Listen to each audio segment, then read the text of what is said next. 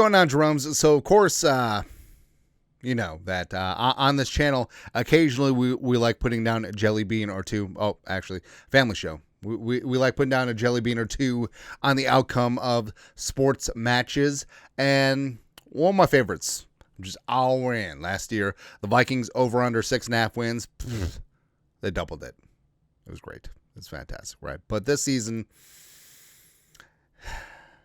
when the win total has gone up, right? But over at The Athletic, Victor Four, who's fantastic sports betting writer as well as the Raiders beat writer, NFL over-under win totals, predictions, and best bets for all 32 teams in 2025. Now, I know what you're saying. You're sort of cherry-picking things with The Athletic, right? Because obviously we had major issue this offseason with Dan Rossini and Chase Daniels as well as Mike Silver, just like, Vikings fanboys need to get used to Rodgers being the quarterback. And it can happen, right? No, fully.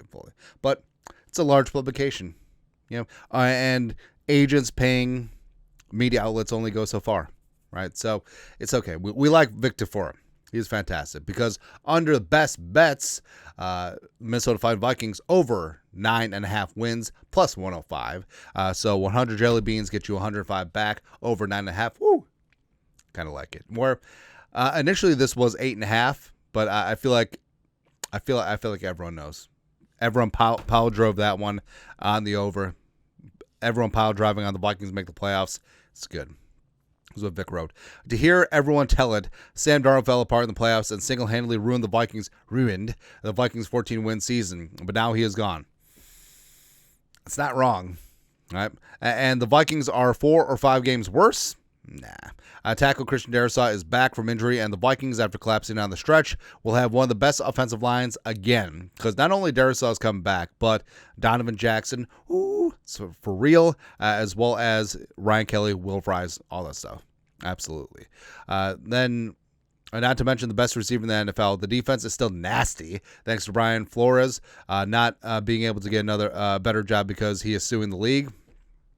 I wouldn't go that far. I mean, if they're really completely freezing him out, he wouldn't have even gotten an interview. He had 3 this time around. And add Jonathan Allen, Joanne Hargrave. So apparently the issue here is actually if they are freezing him out, but they want it to make it look like they're not freezing him out, he would have interviews. Anyways, so apparently the issue here is quarterback JJ McCarthy, who missed all of his rookie season with a knee injury, and the Vikings flirting with Aaron Rodgers this offseason. Oh, never mind. I take it back. Victor 4, it just made the list. All of The Athletic is just a monolith that we should not take seriously. That's all. I mean, he Deshaun Jackson this. Like, he was at the 2-yard line and just fumbled. Yeah. Come on, man. This team wins 10 games with JJ from Good Times at quarterback, which this offense will be dynamite. It'd be pretty good. I only know the JJ from What's Happening or Good Times reference from Chappelle Show. Anyways, but I mean, he's not wrong here in the assessment of things because, yes, I know that the schedule is tough. I know the schedule is brutal, but show me 8 losses here. I just don't see them. I don't see them anywhere. I know I should put my glasses on, but I got to squint, which is pretty easy for me. But I just do not see 8 losses in here. So over 9.5, you got to feel pretty damn good about it.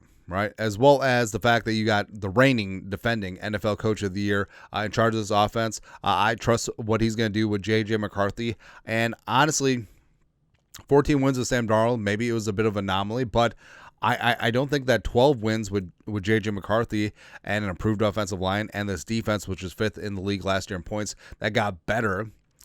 I mean, I don't see a minimum of 12 wins as something that would be out of the realm of possibility. I just really don't. Plus, Flores and that defense, like we said, I mean, it's flying around doing historic stuff.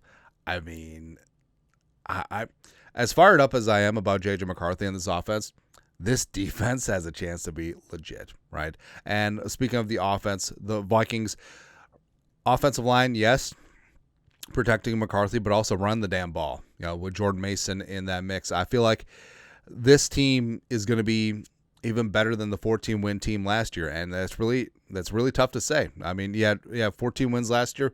Generally, you don't improve.